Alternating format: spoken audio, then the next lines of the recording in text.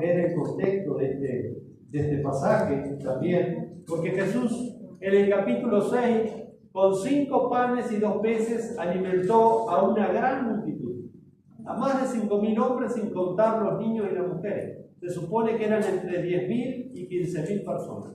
Jesús hace un milagro extraordinario ese día. Con 5 panes y 2 peces, comieron entre 10 y 15.000 personas y todavía sobraron. Impresionante la cantidad que sobró. Entonces la gente quedó fascinada con ese milagro de Jesús. Pero miren lo que pasa, y el contexto es ese. El milagro tan magistral que Jesús hace. Dice, después de esto, de ese milagro, empieza el capítulo 6, Jesús fue al otro lado del mar de Galilea, el de Tiberias, y le seguía gran multitud. ¿Por qué? Porque veía las señales que hacían los enfermos. Entonces subió Jesús a un monte y se sentó allí con sus discípulos. Y estaba cerca de la Pascua, la fiesta de los judíos, cuando alzó Jesús los ojos y vio que había venido a él gran multitud, dijo a Felipe, ¿de dónde compraremos pan para que coman esto?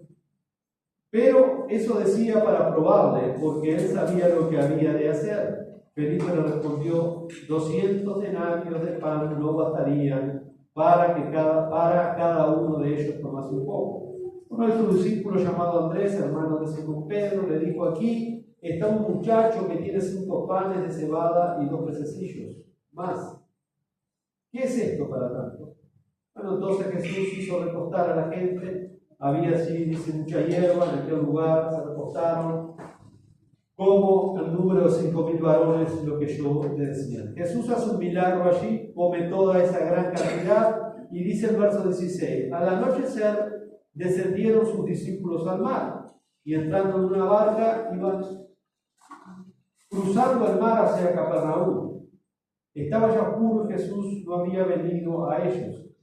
Se levantaba el mar con gran viento que soplaba cuando había remado como 25 o 30 estadios. Vieron a Jesús que andaba sobre el mar y se acercaba a la barca y tuvieron miedo. Mas él les dijo, yo soy, no temáis. Ellos entonces con gusto lo recibieron a la barca, la cual llegó enseguida a la tierra donde iba. Al día siguiente, la gente que estaba al otro lado del mar vio que no había habido allí más que una sola barca, y que Jesús no había entrado en ella con sus discípulos, sino que estos se habían ido solos. Pero otras barcas había arribado de Tiberias junto al lugar donde habían comido el pan después de haber dado gracias al Señor. Cuando vio pues la gente que Jesús no estaba allí, y sus discípulos entraron a la barca y fueron a Capernaúm buscando a Jesús. O sea que la gente estaba buscando a Jesús. Hoy podemos escuchar también que la gente anda buscando a Jesús. Y uno puede decir, amén, qué bueno, porque la gente buscaba a Jesús. Y hallándole al otro lado del mar le dijeron, Rabí, es decir, maestro, ¿cuándo llegaste acá? Respondiendo Jesús, les cortó enseguida la inspiración. Dice, de cierto os digo que me buscáis, no por haber visto las señales, sino porque comisteis el pan y os saciaste. Jesús sabía la intención. ¿Por qué estaban buscando a Jesús? No porque querían vida eterna, no porque querían estar bien con Dios, no porque querían un reino espiritual, sino porque querían un Mesías que les supliera todas las necesidades físicas. Y luego Jesús dice, trabajad no por la comida que perece, sino por la comida que a vida eterna permanece, la cual el Hijo del Hombre os dará, porque a este señaló Dios el Padre. Entonces le dijeron, ¿qué debemos hacer para poner en práctica las obras de Dios? Respondiendo Jesús les dijo, esta es la obra de Dios, que creáis en el que Él ha enviado. Le dijeron entonces, ¿qué señal pues haces tú? Miren la incredulidad de la gente. Ayer había hecho una señal, había repartido 5 panes y 2 peces, habían comido una multitud, había sanado a multitudes de enfermos, había libertado a un endemoniado. Ayer lo había hecho y ahora lo están poniendo en tela de juicio. ¿Y qué señales haces tú? Para que veamos y te creamos. ¿Qué obras haces? Increíble. Y luego le van a citar la escritura. ¿A quién? A Jesús le van a citar la escritura. Nuestros padres comieron el maná en el desierto, como está escrito. Pan del cielo les dio a comer. Y Jesús les dijo: de cierto os digo, no os dio Moisés el pan del cielo, mas mi Padre os da el verdadero pan del cielo. Él mismo era ese pan del cielo. Porque el pan de Dios es el que descendió del cielo y da vida al mundo. Le dijeron: Señor, danos siempre este pan. Jesús le dijo: yo soy el pan de vida. Ellos pensaron que era el pan del cielo, el pan del milagro de ayer. Jesús dijo: no se equivoquen. Ustedes quieren ese pan, pero el pan del cielo, el que da mi Padre, el que da vida, soy yo mismo. Yo soy el pan de vida. El que a mí viene nunca tendrá hambre, y el que en mí cree no tendrá sed jamás. Mas os he dicho esto, aunque me habéis visto, no creéis. Aunque me habéis visto, no creéis. Todo lo que el Padre me da vendrá a mí, y el que a mí viene no lo echo fuera. Porque he descendido del cielo no para hacer mi voluntad, sino la voluntad del que me envió. Y esta es la voluntad del Padre, el que me envió, que de todo lo que me diere, no pierda yo. ¿Se puede perder algún verdadero hijo de Dios? Imposible. No pierda yo nada, sino que lo resucite en el día postrero. Está garantizada la resurrección en el día postrero para los verdaderos hijos de Dios. Y esta es la voluntad del que me ha enviado, que de todo aquel que vea al Hijo y cree en Él, tenga vida eterna. Y yo le resucitaré en el día postrero. Murmuraban entonces de él los judíos. Ya a los judíos no les estaba gustando nada el discurso de Jesús. Porque había dicho: yo soy el pan que descendió del cielo. Y esto los empezó a ofender. Esto los empezó a escandalizar.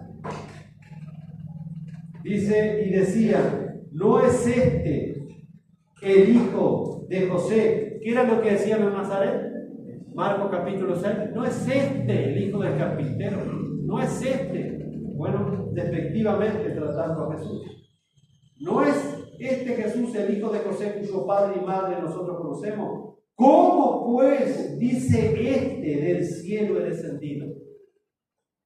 Jesús respondió y les dijo: no murmuréis entre vosotros. Ninguno puede venir a mí si el Padre que me ha enviado no le trajere, y yo le resucitaré en el día postrero. Escrito está en los profetas, y serán todos enseñados por Dios. Así que todo aquel que oyó al Padre y aprendió de él, viene a mí. No que alguno haya visto al Padre, sino aquel que vino de Dios, que ha visto al Padre. De cierto os digo, el que cree en mí tiene vida eterna. Yo soy el pan de vida. Vuestros padres comieron el maná en el desierto y murieron. Este es el pan que desciende del cielo, para que el que de él come no muera. Yo soy el pan vivo que descendió del cielo. Si alguno comiere de este pan, vivirá para siempre. Y el pan que yo daré es mi carne, la cual yo daré por la vida del mundo. Está hablando que su propio cuerpo iba a ser el sacrificio en la cruz. Entonces los judíos, en el verso 52, contendían entre sí diciendo: ¿cómo puede esto darnos a comer su carne? Están agarrando las palabras de Jesús literalmente, igual que Nicodemo. ¿Cómo un hombre viejo puede meterse otra vez al vientre de su madre y nacer? Espiritualmente, cero esta gente. Cero, menos discernimiento, estaban ciegos espirituales, no podían entender el vocabulario de Cristo. ¿Cómo puede darnos a comer su carne? ¿Qué está diciendo este hombre? No somos antropófagos, no somos caníbales. Jesús le dijo: de cierto os digo, si no coméis la carne del Hijo del Hombre y bebéis su sangre, no tenéis vida en vosotros. El que come mi carne y bebe mi sangre tiene vida eterna, y yo lo resucitaré en el día postrero. Porque mi carne es verdadera comida y mi sangre es verdadera bebida. Y esta fue la gota que derramó el vaso. El que come mi carne y bebe mi sangre, en mí permanece y yo en él. Como me envió el Padre viviente y yo vivo por el Padre, asimismo el que me come, él también vivirá por mí. Este es el pan que descendió del cielo, no como vuestros padres comieron el maná y murieron. el que come de este pan vivirá eternamente. Estas cosas dijo en las sinagogas, enseñando en Capernaum. Al oírlas, muchos de sus discípulos, por lo menos que decían ser discípulos de él, cuando escucharon esa enseñanza de Jesús, dijeron: dura es esta palabra, ¿quién la puede oír? Acá la palabra Jesús fue de tropiezo para una cantidad que decían ser discípulos de Jesús. Porque de ese día en adelante Jesús empezó a quedar solo, porque las demandas iban subiendo,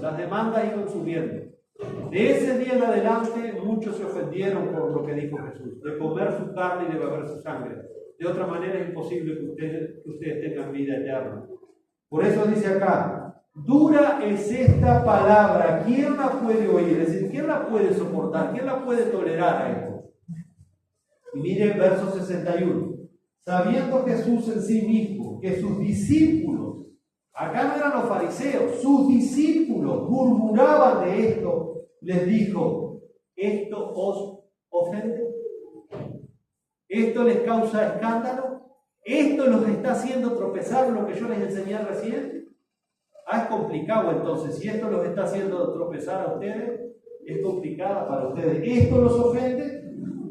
Pues ¿qué entonces si vienes al Hijo del Hombre subir a donde estaba primero? El Espíritu es el que da vida. La carne para nada aprovecha. Las palabras que yo les hablo son espíritu y son vida. Es decir, la palabra de Dios es la que genera vida espiritual. Las palabras que yo les hablo son espíritu y son vida. Pero hay alguno de vosotros que no cree. O sea, si no creían, le está pasando lo mismo que le estaba pasando a Juan el Bautista en la cárcel. No estaba creyendo las obras del Mesías, por eso le manda a preguntar si era otro, si había que esperar a otro. Entonces, si no se cree lo que la palabra de Dios dice, la palabra de Dios automáticamente se convierte para nosotros en un escándalo. Dice: porque Jesús sabía desde el principio quiénes eran los que no creían y quién le había de entregar. Y dijo: por eso os he dicho que ninguno puede venir a mí si no le fuere dado del Padre. Por eso, hermanos, la salvación es una obra soberana de Dios. Ningún pecador puede venir a Cristo a menos que el Padre se lo entregue a Cristo. Dios el Padre es el que le entrega a los pecadores a Cristo. Cristo es el que salva a los pecadores y el Espíritu Santo es el que aplica la salvación en esos pecadores que el Padre le da a Cristo. Luego dice en el verso 66, desde entonces, a partir de esa enseñanza, desde entonces, muchos de sus discípulos volvieron atrás. O sea que estos discípulos no tenían la bienaventuranza de Mateo 12:6, porque en Mateo 12:6 el Señor dice: bienaventurado es aquel que no haya tropiezo en mí. Estos discípulos tropezaron con la enseñanza de Jesús, se fueron, se apartaron. Dice: y ya no andaban con él. Dijo Jesús a los 12: vamos a tener que rebajar el mensaje, así no se nos va la gente. Los miró a los 12 y dijo: ¿ustedes también quieren ir? ¿Ustedes también no están dispuestos a asumir mi palabra, mi enseñanza? Si quieren, pueden hacerlo, hermano. ¿Queréis ir acaso también vosotros? Le respondió Simón Pedro. Bueno, Pedro fue iluminado por el Espíritu Santo en esta ocasión y da una respuesta magistral, porque el Espíritu Santo lo iluminó en este momento. Pedro pudo ver algo por el Espíritu que las multitudes no pudieron ver. Pedro escuchó las enseñanzas de Cristo con el oído del Espíritu. Por eso Pedro entiende y le dice: Señor, ¿a quién iremos? Tú tienes palabra de vida eterna.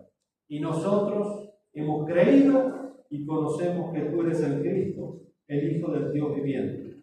Jesús le respondió: ¿no has escogido yo a vosotros, los 12, y uno de vosotros el diablo? Hablaba de Judas Iscariote, hijo de Simón, porque este era el que iba a entregar a Jesús y era uno de los 12. Esto se acuerdan que también estuvimos viendo la traición de Judas. Pero qué impresionante, hermano, ¿no? Porque esta gente ayer había estado con Jesús, una tarde preciosa, un día precioso con Jesús en la pradera, frente al mar de Galilea. Llegó la tarde, la gente estaba cansada, no había comida. Jesús había sanado en ese día una multitud. El pan aparece milagrosamente, los peces se multiplican, la gente comió, se saciaron. Y al otro día, hermanos, pasa esto. Al otro día muchos se fueron. Y muchos se fueron ofendidos por la enseñanza de Jesús. Muchos fueron cuestionando la enseñanza de Jesús porque pedían, ¿qué señal haces tú? Es triste, hermano, cómo la gente tropieza cuando solo espera un reino terrenal del Señor Jesucristo.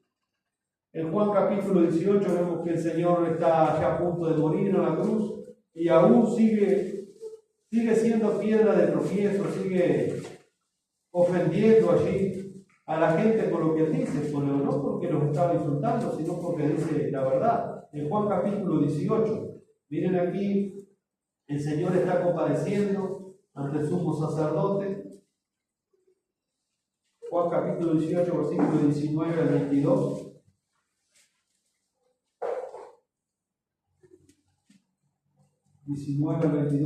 Dice: el sumo sacerdote preguntó a Jesús acerca de sus discípulos y de su doctrina. Jesús le respondió. Miren lo que le responde Jesús al sumo sacerdote. Yo no veo que la palabra de Jesús hace insulto, que Jesús le habló de mala manera. La respuesta de Jesús fue: yo públicamente he hablado al mundo. Siempre he enseñado en la sinagoga y en el templo, donde se reúnen todos los judíos, y nada he hablado en oculto. ¿Por qué me preguntas a mí? Pregúntale a los que han oído que les haya yo hablado.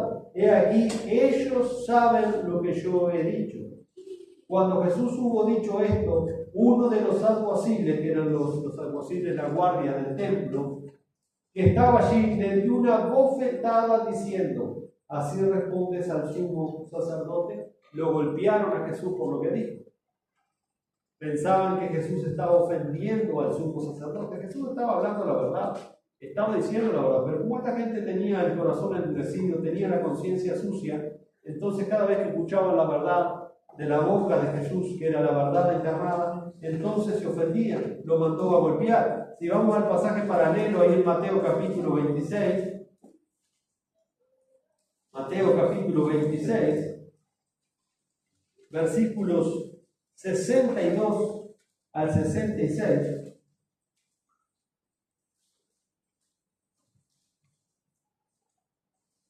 Jesús está compareciendo y dice: levantándose el sumo sacerdote le dijo a Jesús: ¿no respondes nada? ¿Qué testifican estos contra ti? Mas Jesús callaba. Entonces el sumo sacerdote le dijo: te conjuro por el Dios viviente, que nos digas si eres tú el Cristo o el Hijo de Dios. Jesús le dijo: tú lo has dicho. Tú lo has dicho. Porque le pregunta: ¿eres tú el Hijo de Dios? ¿Eres tú el Cristo? Y Jesús, verso 64, le dice: tú lo has dicho. Y además os digo que desde ahora veréis al Hijo del Hombre sentado a la diestra del poder de Dios y viniendo en las nubes del cielo. Entonces el sumo sacerdote rasgó su vestidura diciendo: ha blasfemado. ¿Qué más necesidad tenemos de testigos? He aquí ahora mismo habéis oído su blasfemia. Es increíble decir la verdad que suene como una blasfemia. Eso sí que es estar mal espiritualmente, ¿no? Tomar la verdad como una blasfemia es terrible. Jesús lo que le está citando acá es una profecía de Daniel que se cumplía en el Mesías. Y el sumo sacerdote se escandaliza porque Jesús claramente le dice: sí, yo soy el Mesías. Yo soy el Hijo de Dios. Yo soy el Dios viviente, encarnado. Por eso lo tomó como una blasfemia. Tenía la verdad parada de frente de él, pero no lo podía ver, no lo podía discernir. Para él la verdad se convirtió en una blasfemia. Por lo tanto, la verdad se convirtió en un escándalo. La verdad se convirtió en un tropezadero para él, que lo tenía ahí enfrente. Por eso, 1 Pedro capítulo 2, versículos 6 y 8, llama a Cristo piedra de tropiezo y roca que hace caer. Cristo sigue siendo, hermanos, para un mundo impío, para una sociedad pagana, roca de tropiezo. ¿Cuántos se ofenden por el Evangelio? ¿Cuántos se escandalizan al escuchar el mensaje de Dios? Porque el mensaje de Dios va derecho a las conciencias, a los corazones. La palabra de Dios es como una espada penetrante de doble filo, que discierne, que muestra las intenciones, conoce lo que hay en el corazón del ser humano.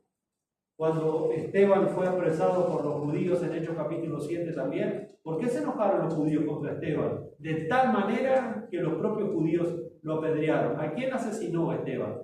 ¿A quién violó Esteban? ¿Qué malas palabras dijo Esteban?